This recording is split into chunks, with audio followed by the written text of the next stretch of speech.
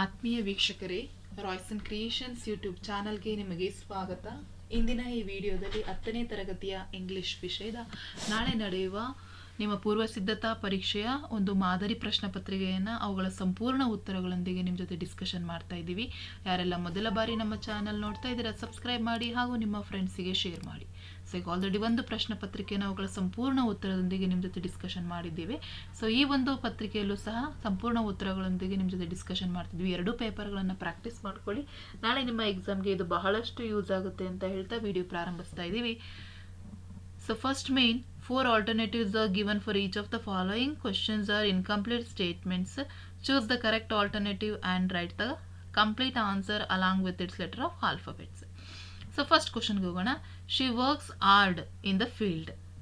The correct question tag is, so she works hard in the field. So ಅದಕ್ಕೆ correct ಆಗಿರೋ question tag ಇಲ್ಲಿ 4 option ಅಲ್ಲಿ doesn't she. So ಹಾಗಾಗಿ option D is the right answer. Next question number 2, read the following conversation and choose the language function for the underlined.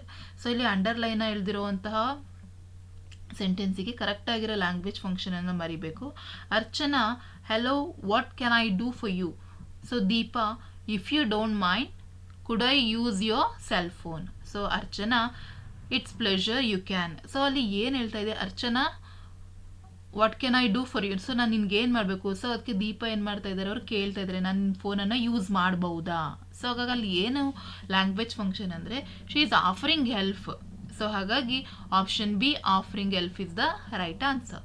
Question number 3, read the following sentence and choose the correct infinitive. So ಇಲ್ಲಿ ಸೆಂಟೆನ್ಸನ್ನು ಓದ್ಕೊಂಡು ಕರೆಕ್ಟಾಗಿರೋ ಇನ್ಫಿನಿಟಿವನ್ನು select ಮಾಡಬೇಕು. Mahesh went outside to see what had happen. So ಹಾಗಾಗಿ ಕರೆಕ್ಟಾಗಿರೋ infinitive ಏನಂದರೆ to see is the correct infinitive. So ಹಾಗಾಗಿ option B is the right answer. Next question number 4, read the following conversation and fill in the blank with correct if clause choosing the given alternative. So ಇಲ್ಲಿ ಕರೆಕ್ಟಾಗಿರೋ if ಕ್ಲಾಸನ್ನು use ಮಾಡಬೇಕು. Ramu, have you completed your project work? Bojappa, no, if you had given me your project I dash complete it. So ಇಲ್ಲಿ I would have is the correct answer. ಹಾಗಾಗಿ option D ನಲ್ಲಿರುವಂತಹ would have ಅನ್ನು ಬರೆದಿದ್ರೆ 1 ಅಂಕ ನಿಮಗೆ ಸಿಗುತ್ತೆ ಮಕ್ಕಳ. So next 5th question. So ಇಲ್ಲಿ ಡೂ ಆಸ್ ಡಿರೆಕ್ಟೆಡ್ ಇದೆ ಮಕ್ಕಳ. Which one of the following word as 1 syllable? So ಇಲ್ಲಿ 4 ವರ್ಡನ್ನು ಕೊಟ್ಟಿದ್ದಾರೆ 1 syllable. ಸೊ ಓದ್ಕೊಳ್ಳಿ, prince, strange, beauty, clue. So ಹಾಗಾಗಿ ಕ್ಲೂನಲ್ಲಿ 1 syllable ಇದೆ, ಹಾಗಾಗಿ clue is the right answer. Next question number 6, combine the word in the column A with its collocative word in column B.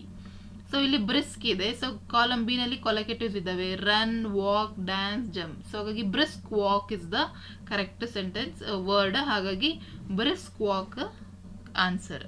Question number 7, fill in the blank using the correct article. So correct ಆಗಿರೋ article ಅನ್ನ use ಮಾಡಿ blank ಅನ್ನ fill ಮಾಡಬೇಕು. The Ganga is dash longest river in India. So the Ganga is so the longest river in the India, ಹಾಗಾಗಿ the is the correct article. Next question number 8, fill in the blank using suitable linker. So ಇಲ್ಲಿ suitable linker ಅನ್ನು use ಮಾಡಬೇಕು. She studied harder, she failed in the exam. So she studied harder although she failed in the exam. So although is the correct linker. Question number 9, fill in the blanks with appropriate preposition. So correct ಆಗಿರೋ preposition ಅನ್ನ ಬರೀಬೇಕು. Father shared the property dash is to son. So between is to son is the right answer. ಹಾಗಾಗಿ between ಅಂತ ಹೇಳಿ correct ಆಗಿರೋ preposition ಅನ್ನು use ಮಾಡಬೇಕು. Question number 10, fill in the blank with appropriate tense form of the verb given in the bracket. So bracket ಅಲ್ಲಿ ನಮಗೆ ಒಂದು verb ಅನ್ನ ಟೆನ್ಸ್ ಫಾರ್ಮ್ ಅನ್ನ ಕೊಟ್ಟಿದ್ದಾರೆ, ಅದನ್ನ ಕರೆಕ್ಟ್ ಆಗಿ ನಾವು ಬರೀಬೇಕು. Smita and Anant dash to the sitar classes every day. So Smita and Anant were going. So B plus go. So ಹಾಗಾಗಿ ನಾವಿಲ್ಲಿ were going is the correct verb ಆಗಿರ್ತದೆ, ಹಾಗಾಗಿ ವರ್ ಗೋಯಿಂಗ್ ಅಂತೇಳಿ ನೀವು ಬರೀಬೇಕಾಗುತ್ತೆ. Question number 11, right the correct form of the word given in the bracket. So bracket ಅಲ್ಲಿ science ಅಂತ ಕೊಟ್ಟಿದ್ದಾರೆ ಮಕ್ಕಳ. Artificial intelligence is scientific invention, ಹಾಗಾಗಿ scientific is the correct word children. Question number 12, use the word play as noun in a sentence. So ನೀವೊಂದು ಸೆಂಟೆನ್ಸನ್ನು ಮಾಡಬೇಕು. So play ಅನ್ನೋದು noun ಆಗಿರಬೇಕು. Is a good player. So ಹಾಗಾಗಿ here player is a noun. So ಹಾಗಾಗಿ ಈ ರೀತಿ ಒಂದು ಸೆಂಟೆನ್ಸನ್ನು ಮಾಡಿ. Next question number 13, change into superlative degree. So ಇಲ್ಲಿ ನಮಗೆ ಸೂಪರ್ಲೇಟಿವ್ ಡಿಗ್ರಿಗೆ ಕನ್ವರ್ಟ್ ಮಾಡಲಿಕ್ಕೆ ಕೊಟ್ಟಿದ್ದಾರೆ ಮಕ್ಕಳ. No other peak in the world as high has the mount Everest. So the mount Everest is the highest peak in the world. So ಹಾಗಾಗಿ this is the superlative degree ಮಕ್ಕಳ. So ಈ ರೀತಿ ನೀವು ಬರೀಬೇಕಾಗುತ್ತೆ. Next question number 14, change the following sentence into passive voice. So ನಾವು passive ವಾಯ್ಸ್ಗೆ change ಮಾಡಬೇಕು. She has broken her promise. So her promise was been broken by her. So ಹಾಗಾಗಿ her promise has been. So ನಮಗಿಲ್ಲಿ passive ವಾಯ್ಸ್ಗೆ ಬರೀಲಿಕ್ಕೆ ಕೊಟ್ಟಿದ್ದಾರೆ. She has broken her promise. So ಅದನ್ನು passive ವಾಯ್ಸ್ಗೆ ಬರೀಬೇಕಾದ್ರೆ her promise has been broken by her is the correct answer. Question number 15, fill in the blanks with suitable homophones. So suitable ಆಗಿರೋ homophones ಅನ್ನು ನಾವು ಬರೀಬೇಕಾಗುತ್ತೆ. My father advised me to dash the god daily. So pray ಇದೆ. So ಈ pray ಅಂದರೆ ಊಟ, ಆಹಾರ. So ಇದು ಪ್ರೇ ಅಂದರೆ ಪ್ರಾರ್ಥನೆ. ಹಾಗಾಗಿ my father advise me to pray the god daily. So ಹಾಗಾಗಿ PRAY is the correct answer. Question number 16, read the following conversation and change the underlined sentence into reported speech.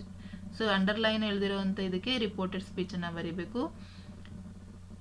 ಸಾಹಿತ್ಯ, hello, where are you going? Arun, I am going to my aunt's house. So I am going to my aunt's house ಅನ್ನೋದನ್ನ reported ಸ್ಪೀಚಿಗೆ ಬರೀಬೇಕು. ಹಾಗಾಗಿ Arun told ಸಾಹಿತ್ಯ that he was going to his aunt's home is the right answer. So ಗ್ರಾಮರನ್ನು ಚೆನ್ನಾಗಿ practice ಮಾಡ್ಕೊಳ್ಳಿ ಮಕ್ಕಳ. So ಹಾಗಾಗಿ 17 ಅಂಕಕ್ಕೆ ನಿಮಗೆ ಇಲ್ಲಿ ಗ್ರಾಮರ್ಸ್ ಕೇಳ್ತಾರೆ. Next question number, next third main, the following paragraph has 2 errors. Edit the paragraph and rewrite it in the answer book. Clues are given. So ಇಲ್ಲಿ ನಮಗೆ 17th ಕ್ವಶನ್ ಅನ್ನು ಕೊಟ್ಟಿದ್ದಾರೆ. ಸೊ ಕ್ಲೂಸ್ ಕೊಟ್ಟಿದ್ದಾರೆ. Spelling mistake to be corrected. So ಇಲ್ಲಿ ಯಾವುದು correct ಆಗಿರೋ spelling mistake ಅಂತ ಹೇಳಿದ್ರೆ ಇಲ್ಲಿ ತಪ್ಪಾಗಿರೋದು ಯಾವುದು ಫಸ್ಟ್ ನೋಡೋಣ ಮಕ್ಕಳ. ಸೊ ಇಲ್ಲಿ ನಮಗೆ ಥರ್ಸ್ಟ್ ಅಂತ ಕೊಟ್ಟಿದ್ದಾರೆ. ಸೊ ಆ್ಯಕ್ಚುಲಿ ಥರ್ಸ್ಟ್ ಅದು ಸ್ಪೆಲ್ಲಿಂಗ್ ತಪ್ಪು. THURST ಅಲ್ಲ, THIRST ಆಗಬೇಕು. ಹಾಗಾಗಿ ಥರ್ಸ್ಟ್ ಅದು ಸ್ಪೆಲ್ಲಿಂಗ್ ಮಿಸ್ಟೇಕ್ ಆಗಿದೆ. Next pronoun mistake to be corrected. So ಇಲ್ಲಿ ಪ್ರನೌನ್ ಯಾವುದಾಗಿದೆ ಮಕ್ಕಳ, ಇಲ್ಲಿ ಅರ್ ಡೈಲಿ ನೀಡ್ಸ್ ಅಂತ ಇದೆ. ಸೊ ಹಾಗಾಗಿ ಅದು ಈಸ್ ಡೈಲಿ ನೀಡ್ಸ್ ಆಗಬೇಕು. ಹಾಗಾಗಿ ಈ ಪ್ರನೌನ್ ತಪ್ಪಾಗಿದೆ. ಹಾಗಾಗಿ ಈಸ್ ಆಗಬೇಕು, ಇಲ್ಲಿ ಥರ್ಸ್ಟ್ ಆಗಬೇಕು. ಅರ್ಥ ಆಗ್ತಿದೆಯಲ್ಲ. Next fourth main, answer the following questions in 2-3 sentences each. So ಇಲ್ಲಿ 7 ಕ್ವಶನ್ಸ್ ಇರುತ್ತೆ. Question number 18, as the silence depends in the room, what was Swami reminded of? As the silence depended in the room, Swami was reminded of all the stories of devils and ghosts.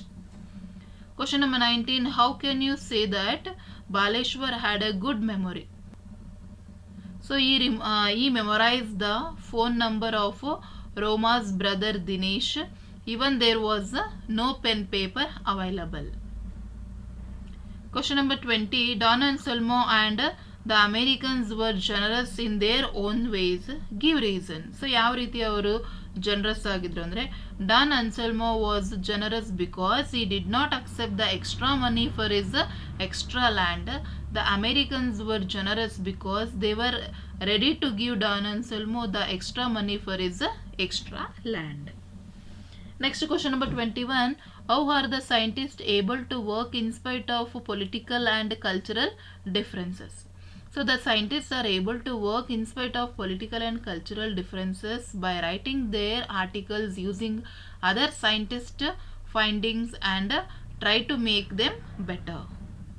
Next question number 22, why do the night, the sun god and the clear dawn represent? So here the night represent all sorrows, the sun god represent the hand that saves, and the clear dawn represents the bright future and all the good things. Next question number 23, why were Babu and Manjula a bit disappointed with the way that students were marching, or what did Hanif choose as his mission? Why did he do so? So ಇದೆರಡಕ್ಕೂ ಸಹ answer ಇಲ್ಲಿದೆ ಮಕ್ಕಳ, copy ಮಾಡ್ಕೊಳ್ಳಿ. Next question number 24, describe Dicky Dolma's hardship and challenges in their early days. So ಅದಕ್ಕೂ ಸಹ ಇನ್ನೊಂದು option ಅನ್ನು ಕೊಟ್ಟು ಪ್ರಶ್ನೆ ಕೊಟ್ಟಿದ್ದಾರೆ. ಸೊ ಆನ್ಸರ್ ಸಹ ಇದಿದೆ. ಇದಿಷ್ಟು ನಿಮಗೆ 2 ಮಾರ್ಕ್ಸ್ಗೆ ಬರುವಂತಹ ಪ್ರಶ್ನೆಗಳಾಗಿರ್ತದೆ. ನೆಕ್ಸ್ಟ್ 3 ಮಾರ್ಕ್ಸ್ಗೆ ಬರುವಂತಹ ಪ್ರಶ್ನೆಗಳಿದ್ದಾವೆ.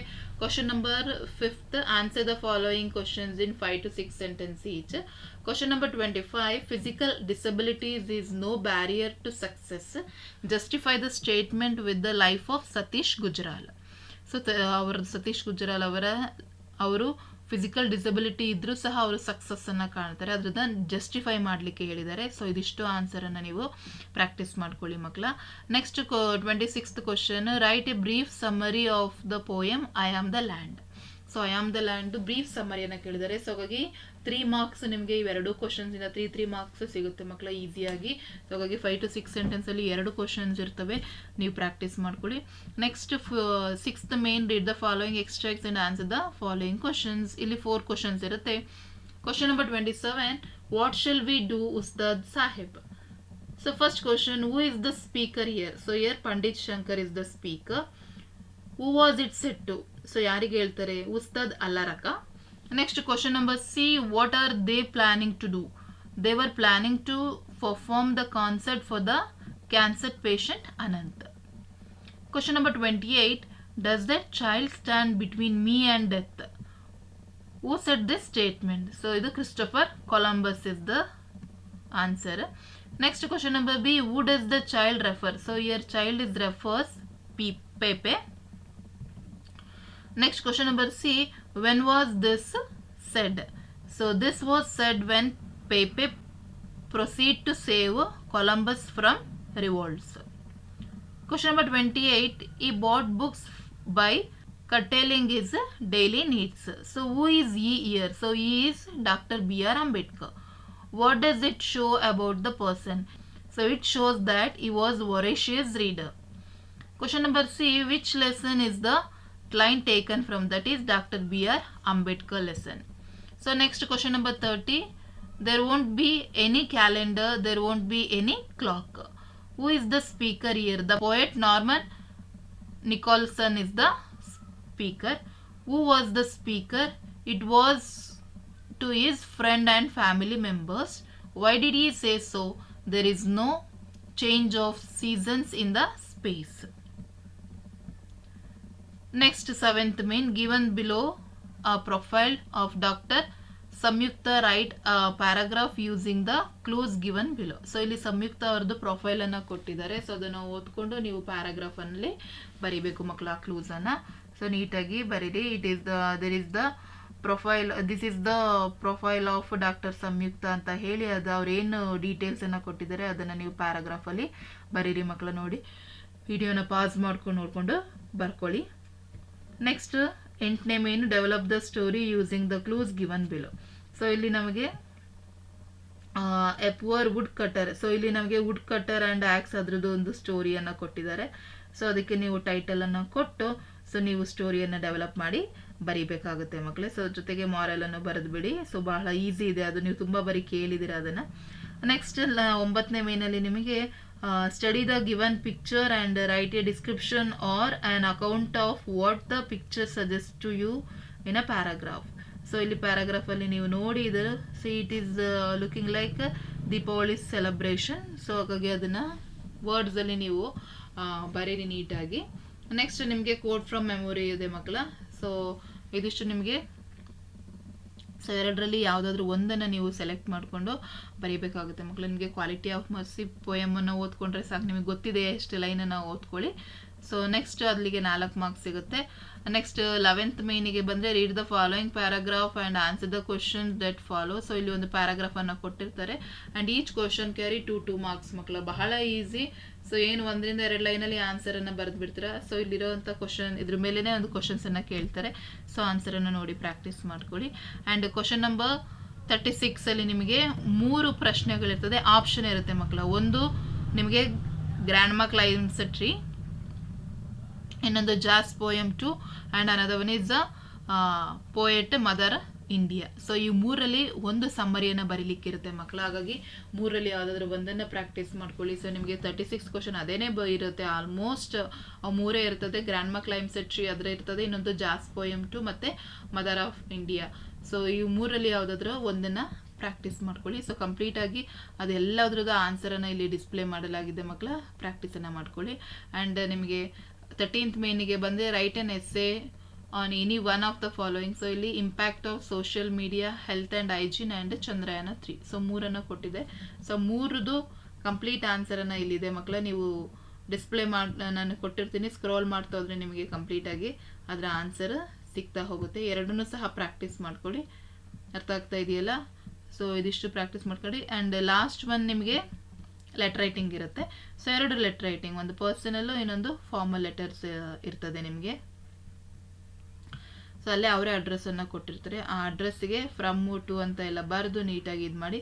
So always better you go with the personal letters. So ಅಲ್ಲಿಗೆ ಫ್ರಮ್ ಹಾಕ್ಬಿಟ್ಟು ಅವರೇ ಅಡ್ರೆಸ್ ಕೊಟ್ಟಿರ್ತಾರೆ. ಸೊ ಫ್ರೆಂಡಿಗೆ ಅಥವಾ ಯಾರಿಗೆ ಅಂತ ಬರೀಲಿಕ್ಕೆ ಕೊಟ್ಟಿರ್ತಾರಲ್ಲ ಅದು ಲೆಟ್ರನ್ನು ಬರೆದ್ರೆ ಈಸಿಯಾಗಿ ನೀವು 5 ಅಂಕಗಳನ್ನು ಈ ಮೇನಲ್ಲಿ ನೀವು ಗಳಿಸ್ಬೋದು. ಹಾಗಾಗಿ ನೀವು ನಾಳೆ ಬರೆಯೋ ಎಕ್ಸಾಮ್ಗೆ ಚೆನ್ನಾಗಿ ಪ್ರಿಪೇರ್ ಆಗಿ 2 ಕ್ವಶನ್ ಪೇಪರನ್ನು ನಿಮಗೆ ಕೊಟ್ಟಿದ್ದೀವಿ ಮಕ್ಕಳ. ಪ್ರಾಕ್ಟೀಸ್ ಮಾಡ್ಕೊಳ್ಳಿ ಅಂತ ಹೇಳ್ತಾ ಈ ವಿಡಿಯೋ ಎಂಡ್ ಮಾಡ್ತಾ ಇದ್ದೀನಿ. ಹೆಚ್ಚಿನ ವಿಡಿಯೋಗಾಗಿ ರಾಯ್ಸನ್ ಕ್ರಿಯೇಷನ್ಸ್ ಯೂಟ್ಯೂಬ್ ಚಾನಲನ್ನು ಸಬ್ಸ್ಕ್ರೈಬ್ ಮಾಡಿ.